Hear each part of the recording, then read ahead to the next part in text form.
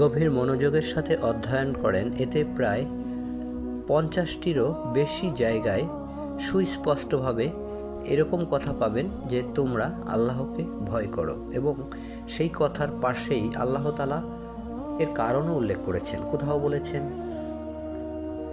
তোমরা সফল হতে পারবে, কোথাও আল্লাহ তাআলা বলেছেন তোমরা শুকরগুজার হতে পারবে, তোমরা তোমাদের জীবনের পথকে সহজ করে পাবে, তোমরা তোমাদের জীবনের সঠিক পথের দিশা পাবে।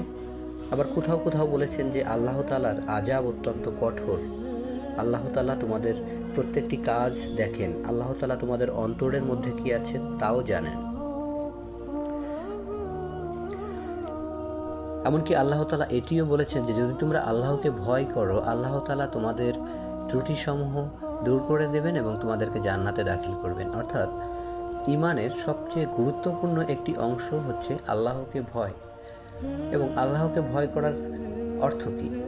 আল্লাহ তাআলা প্রত্যেকটি মুহূর্তে আপনি কি কাজ করছেন, কি ভাবছেন, তা আল্লাহ তাআলা দেখছেন বা জানেন। অর্থাৎ আল্লাহ তাআলা আপনার সকল বিষয়ের প্রত্যক্ষ সাক্ষী, এবং আল্লাহ তাআলা আপনার সৃষ্টিকর্তাও, এবং তিনি অসীম ক্ষমতার মালিকও, এবং তিনি বিভিন্ন আয়াতে তার শাস্তির কথাও যেমন বলেছেন, তার শাস্তি যে অত্যন্ত কঠিন বা কঠোর সে কথাও উল্লেখ করেছেন। অর্থাৎ আল্লাহকে ভয় করা একজন মুমিন বা ঈমানদারের আমার দৃষ্টিতে প্রথম কাজ। এখন আল্লাহকে ভয় করার অর্থ কী? আল্লাহ তাআলাকে যদি আপনি ভয় করেন, এবং আল্লাহ তাআলা যেহেতু আপনার সকল কাজের সম্যক দ্রষ্টা, সেহেতু আপনি প্রতিটি কাজ বা চিন্তার ক্ষেত্রে আপনাকে মনে রাখতে হবে যে আল্লাহ তাআলা আপনার এই কাজটি দেখছেন বা আপনি যেটি চিন্তা করছেন তাও জানেন। অর্থাৎ আপনার কাজের এবং চিন্তার শুদ্ধতা আল্লাহ ভীতির স্বাভাবিক দাবি, এবং এই বিষয়টি নিয়ে ব্যাপক আলোচনা, ব্যাপক গবেষণা এবং মনোযোগ থাকা উচিত প্রতিটি মুসলিমের। অর্থাৎ সালাত আদায়ের প্রতি যেমন আল্লাহ তাআলা নির্দেশ দিয়েছেন, তেমনি অন্য কিছু কিছু বিষয়ের কথা বারবার বলেছেন, অথচ আমরা মুসলিম হলেও সে বিষয়গুলোকে এড়িয়ে যাই।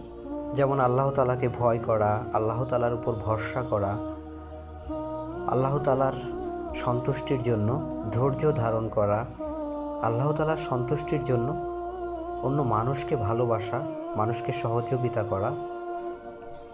এক কথায় ইসলাম কোনো নির্দিষ্ট রীতিনীতি পালন নয়, ইসলাম মানুষের পরিপূর্ণ জীবন বিধান। আল্লাহ তাআলা আমাদের সকলকে তা উপলব্ধি করার তৌফিক দান করুন, আমিন।